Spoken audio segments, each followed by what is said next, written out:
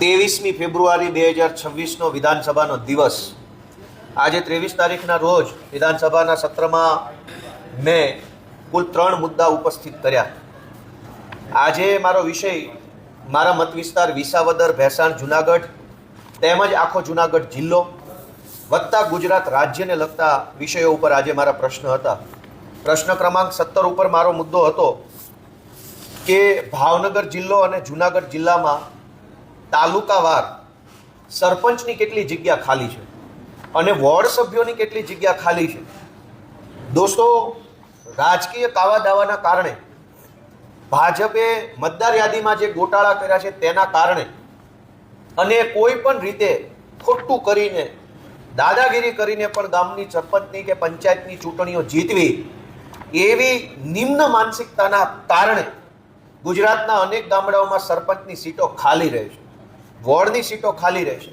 કેવી રીતે એ પણ હું સમજાવું તે પહેલાં સરકારે મને જે જવાબ આપ્યો એ કહું કે જુનાગઢમાં એક સરપંચની જગ્યા ખાલી છે, માળિયા હાટીનામાં 2 ખાલી છે, વંથલીમાં 1 ખાલી છે, જેસરમાં 1 જગ્યા ખાલી છે, સિંહોરમાં 1 જગ્યા ખાલી છે. આમ મળી અને કુલ 4, આ તો ખાલી 2 જિલ્લાની વાત છે, 4 સરપંચોની જગ્યાઓ વર્ષોથી ખાલી છે. અનેક વખત ચૂંટણી, પેટા ચૂંટણી જાહેર કર્યા પછી પણ આ સરપંચોની જગ્યા ભરાતી નથી. એનું કારણ એ છે કે ઉમેદવાર મળતા નથી. સરપંચની ચૂંટણી લડવાના ઉમેદવાર નહીં મળવાના કારણે 4 સીટો ખાલી 2 જિલ્લામાં ખાલી છે. આખા ગુજરાતનો આંકડો તો હજુ મને આપ્યો નથી. આ સિવાય જુનાગઢ જિલ્લાના જુનાગઢ તાલુકામાં 21 વોર્ડ સભ્યો ખાલી છે, માંગરોળમાં 5 ખાલી છે, વિસાવદરમાં 21 વોર્ડ સભ્યો ખાલી છે, ભેસાણમાં 12 વોર્ડ સભ્યો ખાલી છે અને એવી રીતે આખા જુનાગઢ જિલ્લામાં 95 જેટલા ગ્રામ પંચાયતના સભ્યોની સીટો એટલા માટે ખાલી છે કે ઉમેદવાર નથી મળતા. ભાવનગર જિલ્લાની અંદર 212 જેટલા વોર્ડ સભ્યોની જગ્યા ખાલી છે એટલા માટે કે ઉમેદવાર નથી મળતા. દોસ્તો, ઉમેદવાર કેમ નથી મળતા?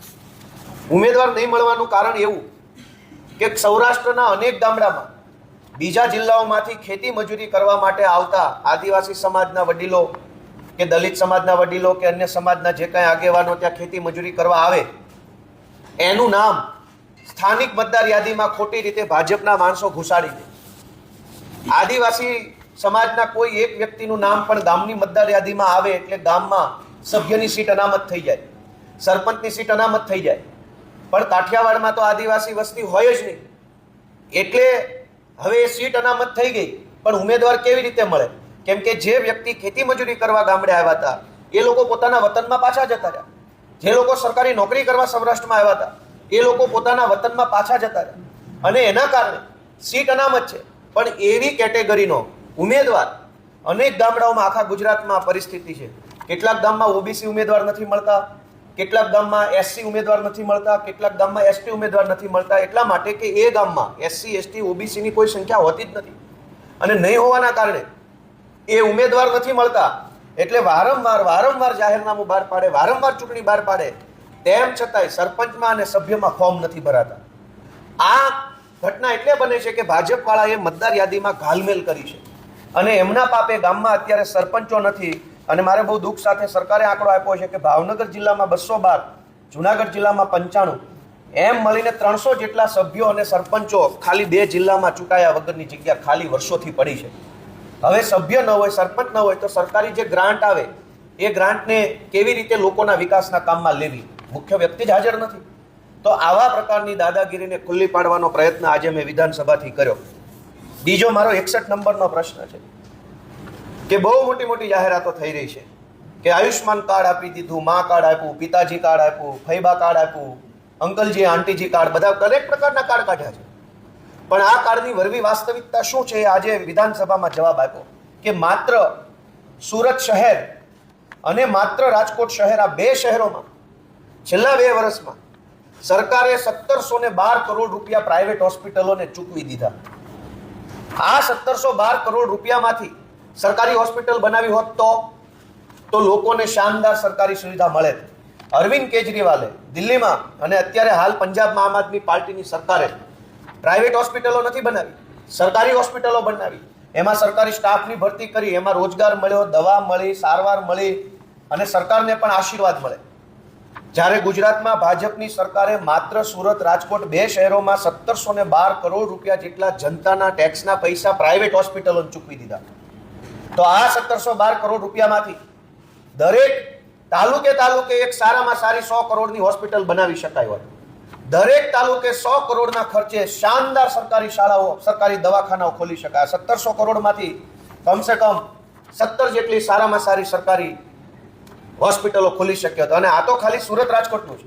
અમદાવાદમાં 2000 કરોડ ખર્ચા હશે, વડોદરામાં ખર્ચા હશે, ભાવનગરમાં ખર્ચા હશે, જામનગરનો આ બધો આંકડો મેળવીએ તો મારી દ્રષ્ટિએ 50,000 કરોડ રૂપિયા પ્રાઇવેટ હોસ્પિટલોને ભાજપની સરકારે ચૂકવી દીધા. અને પ્રાઇવેટ હોસ્પિટલોએ શું કર્યું? ખોટા ઓપરેશનો કરી નાખ્યા, ખોટા સહી સિક્કા કરાવી નાખ્યા. ખ્યાતિકાંડ હમણાં બહાર આવ્યો હતો, અહીંયા અમદાવાદથી જામનગરની હોસ્પિટલમાં કાંડ બહાર આવ્યો. લગભગ અંદાજે 50,000 કરોડ કરતાં પણ વધુની રકમ એ પ્રાઇવેટ હોસ્પિટલોને ચૂકવી દીધી. એના બદલામાં પ્રાઇવેટ હોસ્પિટલોએ કદાચ ભાજપને ચૂંટણી ફંડ ચૂક્યું હોઈ શકે. તો ચૂંટણી ફંડની લાઈનમાં જનતાના પરસેવાના પૈસા પ્રાઇવેટ હોસ્પિટલોના ખિસ્સામાં જઈ રહ્યા છે. જો આ પૈસાથી સરકારી હોસ્પિટલ બને તો આજીવન એનો લાભ લોકો લઈ શકતા હતા, પરંતુ સાંઠગાંઠ આજે વિધાનસભાના માધ્યમથી ખુલ્લી પડી ગઈ છે. બીજો મારો પ્રશ્ન એ હતો કે અદાણી કંપની અને એસ્સાર કંપની પાસેથી સરકાર વીજળી ખરીદે છે, તો આ વીજળી ખરીદવાના એગ્રીમેન્ટ અને વીજળીમાં કેટલો ભાવ વધારો આપ્યો, સરકારે કેટલી વીજળી ખરીદી, એ પ્રશ્ન પૂછ્યો.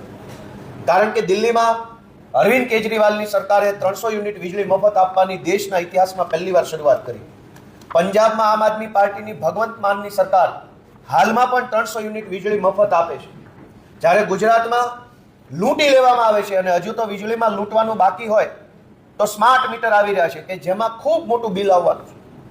પણ આ બધા જ વીજળીના પૈસા કોના ખિસ્સામાં જાય છે? તો સરકારે આજે મને વિધાનસભામાં જવાબ આપ્યો કે અદાણી કંપની પાસેથી સરકારે છેલ્લા 2 વર્ષમાં ખાલી 2 સિટીમાં, આખા ગુજરાતની વાત નથી, અદાણી કંપની પાસેથી 15,000 કરોડ રૂપિયાની વીજળી સરકારે ખાલી 2 વર્ષમાં ખરીદી. સરકારના પણ વીજળી પેદા કરવાના પ્લાન્ટ આવેલા છે અલગ અલગ જગ્યાએ. થર્મલ પાવર પ્લાન્ટ છે, અન્ય રીતે જે સોલાર પાવર પ્લાન્ટ છે, બીજા ત્રીજી જગ્યાએ વીજળી ઉત્પન્ન કરવાની સરકારની પોતાની પણ ઇન્સ્ટિટ્યૂટ છે. પણ સરકારના પોતાના વીજળી ઉત્પન્ન કરવાના કેન્દ્રોને બરબાદ કરી, સરકાર પોતે કોઈ વીજળી ઉત્પન્ન કરવાનું બંધ કરી, અદાણી, એસ્સાર આવી બધી કંપનીઓને વધુને વધુ વીજળી ઉત્પાદન કરે એ માટે પહેલાં તો સબસિડી આપે. સરકારની સબસિડીથી કંપની વીજળી ઉત્પાદન કરે, એ વીજળીને સરકાર મોંઘા ભાવે ખરીદી લે અને મોંઘા ભાવે કંપની પાસેથી ખરીદેલી વીજળી સરકાર જનતાને મોંઘા ભાવે વેચે અને એના બદલામાં ભાજપના માણસો અને કંપની બંને કમાય અને લોકોની કમર